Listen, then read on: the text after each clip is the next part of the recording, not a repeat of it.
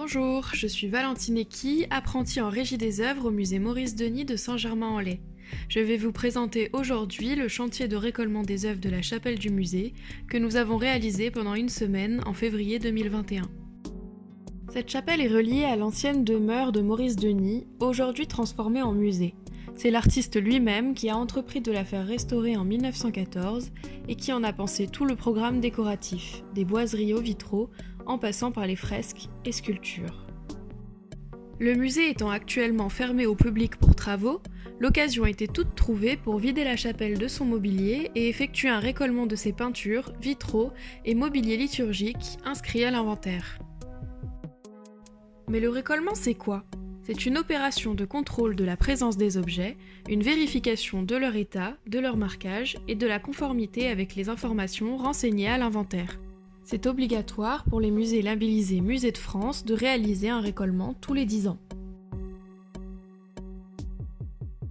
Après avoir identifié et vérifié la correspondance des informations présentes sur le registre d'inventaire avec celle de l'objet, la première étape consiste en un dépoussiérage méticuleux.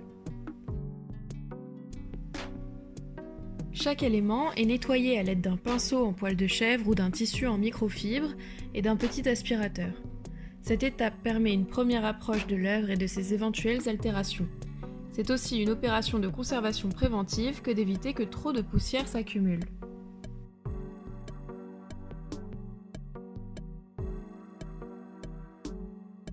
Mais c'est la seconde étape, le constat d'état, qui va vraiment permettre de repérer toutes les altérations. Avec une lampe et une grande attention, la régisseur observe toute la surface de l'œuvre et consigne chaque trace ou dégradation visible dans un constat.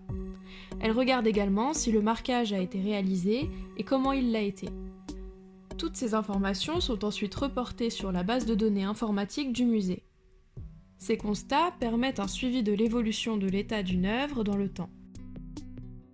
C'est aussi le moment de déterminer si une opération de restauration ou de conservation préventive serait nécessaire.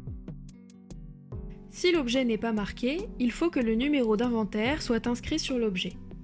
Il est alors marqué le plus discrètement possible afin qu'il soit plus facilement identifiable à l'avenir. Le marquage n'est pas toujours possible. Par exemple, nous n'avons pas pu marquer les fresques puisqu'elles sont peintes à même le mur. C'est là que les photographies et la description sont primordiales pour pouvoir identifier à quel numéro correspond quelle fresque. Ce chantier de récolement, c'est aussi l'occasion d'enrichir la documentation liée au bien si celle-ci est lacunaire. La photographie est le meilleur moyen pour identifier des œuvres. Cette étape est par exemple très utile en cas de disparition d'un bien. Elle est aussi très pratique pour mener des recherches. Elle commence par une prise de vue globale de l'objet, de face, de dos, de profil, puis on réalise des prises de vue plus rapprochées des marques et inscriptions présentes sur l'objet.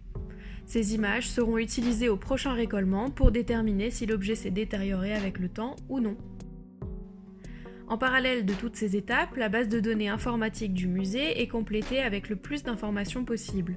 On y rédige les constats, on y vérifie par exemple que les mesures, les matériaux ou la localisation indiquée sont bien exacts.